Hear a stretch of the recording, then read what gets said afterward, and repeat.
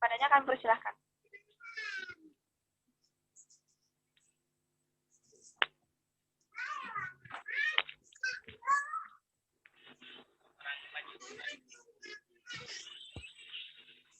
Bismillahirrahmanirrahim. Assalamualaikum warahmatullahi wabarakatuh. Alhamdulillah, alhamdulillahilladzi hadana lihada wa ma kunna linahtadiya laula an hadanallah. Asyhadu an la ilaha illallah wahdahu la syarikalah wa asyhadu anna Muhammadan abduhu wa rasuluh la nabiyya wa la rasula ba'da. Para wali santri, baik wali santri baru maupun wali santri yang lama, yang berbahagia, para ustadz dan ustadzah, rahimakumullah, dan juga para santri yang hadir di sini langsung maupun mengikuti dari Zoom. Semoga antum diberi kebahagiaan oleh Allah Subhanahu wa taala. Izinkan pada kesempatan pagi hari ini saya mewakili peer group bahasa Arab. Nama saya mungkin ada yang belum kenal. Nama saya Zulfikar Idiadani. Asal saya dari Cilacap, kota yang serba kakap. Di sana ada penjara kelas kakap, yaitu di di Pulau Nusa Kambangan.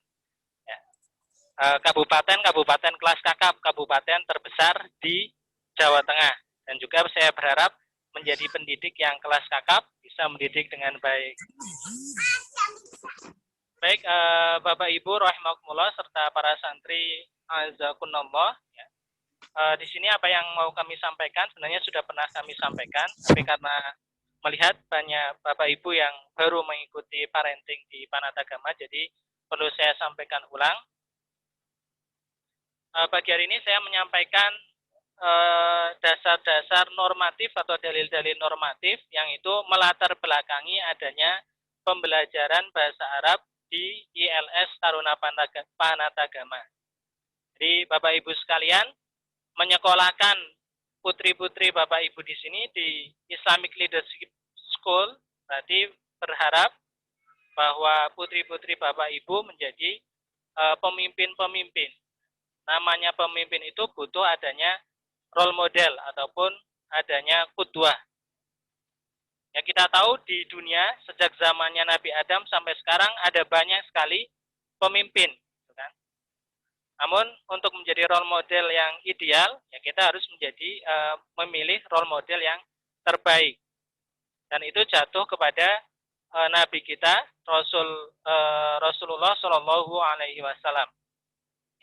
Kenapa? Karena beliau sebelum diangkat menjadi Nabi saja sudah menjadi pemimpin, ya, yang perbuatan maupun perkataannya ini berpengaruh di kalangan Jazirah Arab. Ya, kita tahu pada waktu proses pembuatan Ka'bah dan orang-orang Mekah bingung siapa yang harus meletakkan batu Aswad atau Hajarul Aswad. Akhirnya beliau dipilih untuk memutuskan siapa yang berhak meletakkan Hajarul Aswad tersebut. Jadi sejak awal beliau sudah menjadi pemimpin. Nah, lebih agungnya lagi, beliau juga dipilih oleh Allah Subhanahu wa taala sebagai Rasulullah Shallallahu alaihi wasallam. Jadi kepemimpinan, ya, yang berada di atas petunjuk yang ganda, gitu ya. Kepemimpinan akal dari Nabi Muhammad dan juga diiringi dengan kepemimpinan wahyu yang itu tiada cacatnya, tiada aibnya. Ini sesuatu yang perlu kita ingat karena memang kedudukan Rasul sebagai pemimpin itu sudah diakui, ya, banyak sekali diakui oleh baik orang Muslim maupun orang non-Muslim. Walaupun terkadang kalau orang-orang orientalis itu banyak memuji Nabi Muhammad dalam aspek kemanusiaannya saja. Dalam aspek kemanusiaan katakanlah ada Rasulullah orang yang jenius, Rasulullah sang pemimpin ideal, Rasulullah sang panglima pemberani. Tapi berhenti pada aspek-aspek itu saja. Karena mereka tidak mau mengakui bahwa Rasulullah itu bahwa Muhammad adalah Rasulullah. Itu yang banyak diungkapkan oleh para orientalis, termasuk para murid-muridnya. Kalau di Mesir kita kenal ada Toha Husain, gitu ya, dengan judulnya kalau seingat saya Abqariyatul Muhammad. Kemudian ada juga Husain Haikal dengan tulisan beliau Muhammad Insan Kamil, seingat saya, ya.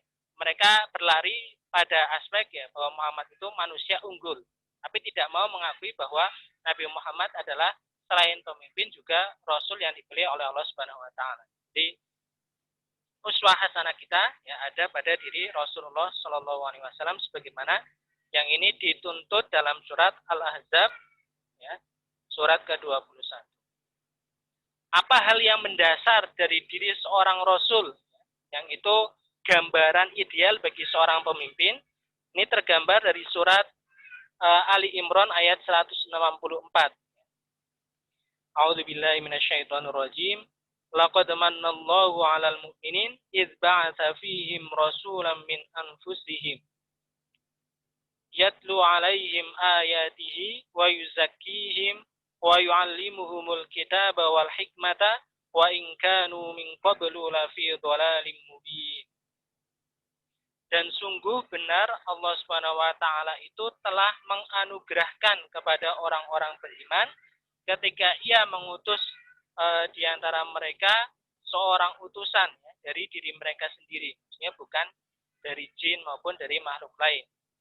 Yatlu alaihim ayatihi, dia membacakan ayat-ayat Allah Subhanahu wa taala kepada mereka, wa yuzakkihim, dan ia mensucikannya, wa yu'allimuhumul kitaba wal hikmah, dan ia mengajarkan Alkitab dan juga Al-Hikmah. Saya mengatakan Al-Hikmah ini adalah As-Sunnah.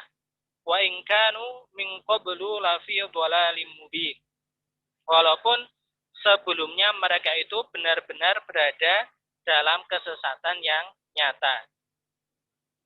Bapak Ibu rahimakumullah, ya, di sini ada keyword yang saya beri warna kuning. Itu adalah tugas pemimpin ya dalam Islam yang sangat berkaitan dengan aspek kebahasaan. Yang pertama ada kata yatlu, berasal dari tala yatlu. Kita biasa mengenal masdarnya yaitu tilawah, membacakan ayat-ayat Allah Subhanahu wa taala kepada mereka. Jadi tugas pemimpin adalah membacakan dengan pemilihan kata yatlu tilawah. Tilawah itu lebih mendalam maknanya dari sekedar qiraah, karena tilawah ada keinginan untuk mengikuti tuntunan dari apa yang dibacakan. Jadi baik orang yang menyampaikan sang rasul itu, baik orang yang mendengar harus sama-sama ada keinginan untuk mengikuti apa yang disampaikan. Itu adalah tilawah. Ya, berkaitan dengan ayat-ayat Allah Subhanahu wa taala yang berupa Al-Qur'an, maka di ILS ini ya, kita harapkan dari pembelajaran bahasa Arab ya, outputnya di situ harus bisa benar membacakan ayat-ayat Al-Quran maupun juga nanti adanya hadis. Jadi dari mendasar cara membaca Al-Qurannya, kemudian cara menyampaikannya, makhorijul hurufnya juga diharapkan sudah benar. Nah, dalam tilawah, kalau menurut Syekh Farid Al-Ansori ada metodenya. Metode dari at-tilawah itu adalah at-talaqi. At-talaqi yaitu yang pertama mengandung makna bahwa kita mempelajari ataupun mendengarkan, menyampaikan ayat-ayat Al-Quran itu seakan-akan ayat Al-Quran itu turun langsung kepada kita. Di Al-Quran kan ada banyak khitab, ada banyak seruan. Jadi Allah menyeru kita orang beriman, tapi banyak juga yang seakan-akan di sana Allah menyuruh orang-orang yang terdahulu, seruannya kepada orang terdahulu. Ya Bani Israel dan lain sebagainya. Ya, walaupun khitabnya itu ke Bani Israel, kita harus mempelajarinya ya, seakan-akan itu turun kepada kita. Berarti khitabnya itu adalah kepada diri kita sendiri. Itu mana talaki yang pertama. Kemudian mana talaki yang kedua adalah kita sangat membutuhkan ajaran apa yang ada di dalam ayat suci Al-Quran tersebut. Sebagaimana Nabi Adam ketika berbuat satu kesalahan ya, dengan memakan buah larangan, beliau dan Siti Hawa kan bingung bagaimana cara untuk bertaubat. Hingga akhirnya Allah memberikan solusi cara untuk bertaubat. Salah satunya ucapkanlah Rabbana inna dzolamna anfusana ya wa illam taghfir lana lanakunanna minal khosirin. Maka di dalam Al-Quran dikatakan fatalaqqa Adama fatalaqa Adamu min rabbihi kalimatin fataba alaih. Maka Adam itu mentalaki, berarti dia menerima dengan perasaan yang sangat membutuhkan dari apa yang diajarkan. Itu yang harus ada dalam tilawah. Kemudian yang kedua, tugasnya adalah at-ta'allum ataupun at-ta'lim, belajar dan juga mengajar. Metodenya adalah tadarus. Ya. Kalau menurut saya Farid Ansori, tadarus mencari makna, mencari hikmah, ya, mencari ibroh dari ayat-ayat Al-Quran. Jadi fokusnya kepada ayat-ayat Al-Quran itu sendiri. Sehingga untuk itu pembelajaran di ILS Taruna Panatagama kita harapkan juga nanti larinya sampai para santri itu bisa menggali hukum, menggali hikmah maupun ibroh dari ayat-ayat Al-Quran, sehingga dia bisa bermanfaat bagi dirinya sendiri, ya, maupun untuk taklim, ya, mengajarkan lagi kepada orang lain. Kemudian yang terakhir ada tazkiyah. Ya, tazkiyah itu mensucikan. Metodenya adalah tadabbur. Maksudnya tadabbur di sini, menurut beliau, Farid Ansori adalah membaca alam atau membaca keadaan faktual. Bagaimana ketika dunia, masyarakat tidak diatur dengan aturan-aturan Allah Subhanahu wa taala. Maka bagi seorang pemimpin, dia membutuhkan pembacaan yang faktual juga. Ya. Kalau tadi tadarus itu bisa merujuk kepada perkataan-perkataan maupun pendapat-pendapat para ulama yang itu sudah ada dalam kitab-kitab Taurat. Nah, untuk tadabbur kita perlu membaca bacaan yang faktual sekarang. Bagaimana keadaan mungkin di Mesir, di Arab Saudi, di Amerika ketika tidak menerapkan aturan Islam. Berarti kan di situ butuh juga pembelajaran bahasa Arab yang mengarah ke sana, karena bahasa itu kan hidup, ya.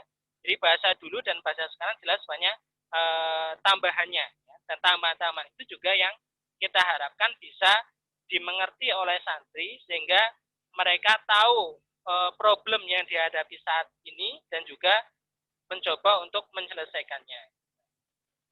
Sehingga secara umum profil yang diharapkan di ILS ini, ya, para santri bisa mencintai belajar bahasa Arab, ya, kemudian bisa membaca kitab-kitab Taurat, memahami solusi problematika kehidupan yang digariskan syariat, serta memecahkan problem baru dengan solusi tersebut. Ini cara garis besarnya. Next dulu. Connecting, ya. Baik, secara langsung saja mungkin, ya, selanjutnya kalau bisa ditampilkan, ya. Jadi dalam bahasa Arab ada 4 kemampuan yang harus dimiliki oleh pelajarnya, yaitu yang pertama dari atas, ya, istima, sebagaimana bayi ketika belajar, dia belajar pertama untuk mendengar, ya.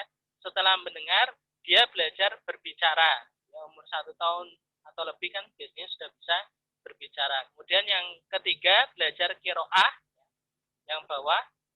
Kemudian yang terakhir belajar kitabah. Sehingga nanti di ILS ini untuk SMP akan kita fokuskan, ya, istima dan tahadusnya, mempelajari mendengarkan, kemudian tahadus, sehingga nanti sebagaimana disampaikan Ustaz Teo tadi, kelas 9 diharapkan sudah bisa menyampaikan semacam pidato maupun presentasi. Itu kan bagian dari tahadus. Jangan untuk SMA nanti ada qiraah, ya, membaca kitab ataupun kitabah, menulis, baik menulis yang sederhana maupun nanti akhirnya menulis makalah berbahasa Arab. Yang sebelumnya Mbak Aziza, di sana kita bagi capaian-capaian, ya, dari pembelajaran pokok yang 4 tadi. Untuk pamula 1, ini adalah kelas 7, targetnya bisa menghafal 1000 mufradat, benar baca tulis Al-Quran, kemudian Arabic telling story, ini bisa menyampaikan, ya, termasuk juga takalum. Kemudian ada pembuatan portofolio insya atau mengarang. Dan seterusnya bertahap, ya, kelas 8 nanti ada 2000 mufradat sampai terakhir 6000 mufradat. Nanti insya Allah akan kami upload, ya, ke grup WA Wali Santri. Lanjut, Mbak Aziza.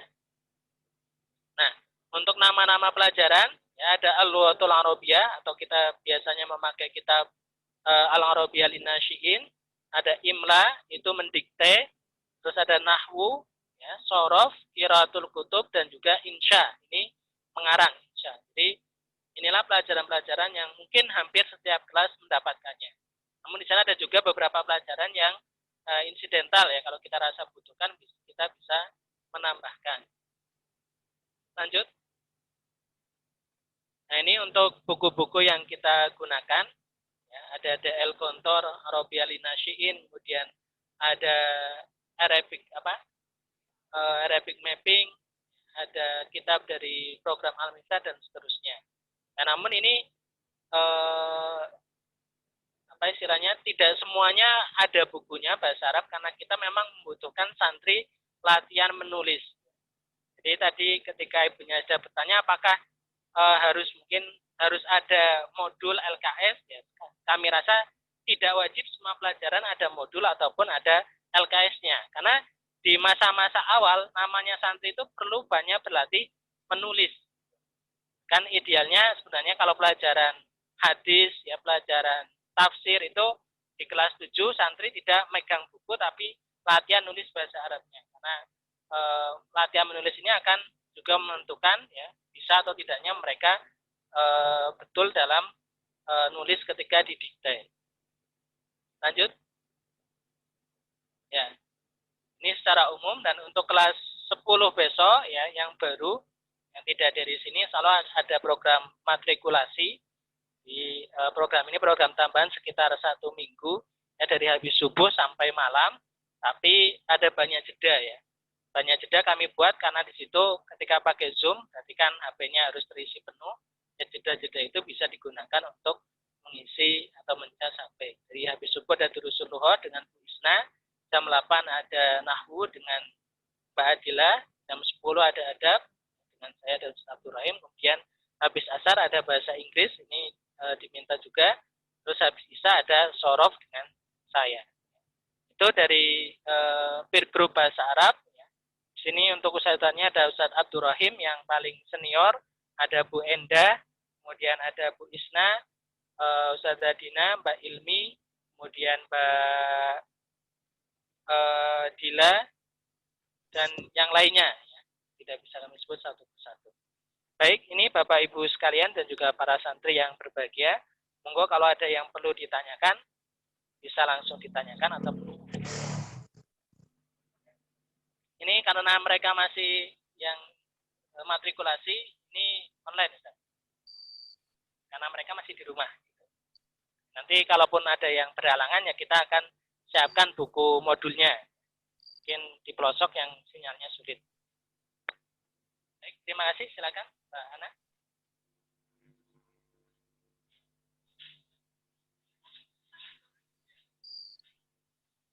Baik, bisa ditanyakan kalau ada pertanyaan, Bapak Ibu rahimakumullah.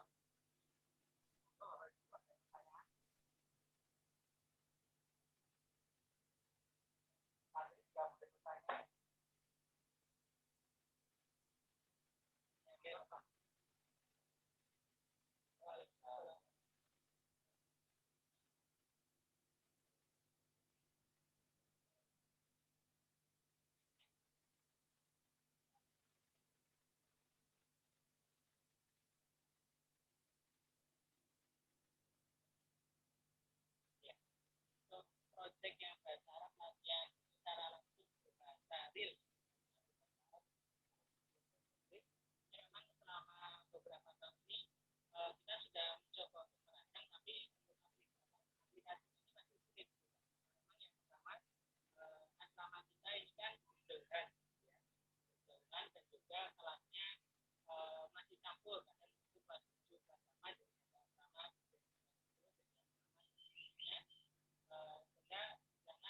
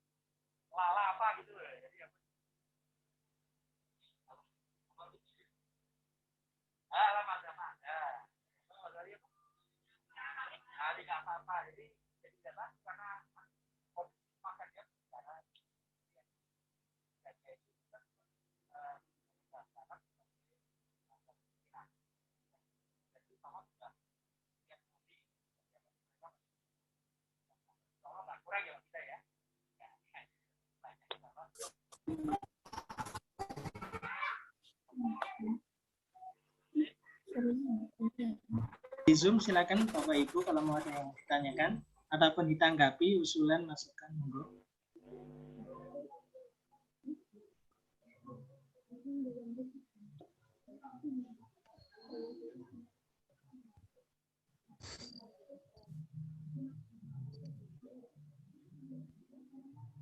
Sepertinya belum ada ya. Dari kami mohon doanya dan juga partisipasi Bapak Ibu sekalian baik secara moral maupun material. Semoga nanti kita di sini bisa menjalankan proses KPM dengan baik dan juga hasilnya bisa hasilnya baik juga pada publik Bapak Ibu sekalian. Terima kasih. Saya cukupkan bila itu fiqhulidaya. Assalamualaikum warahmatullahi wabarakatuh. Waalaikumsalam.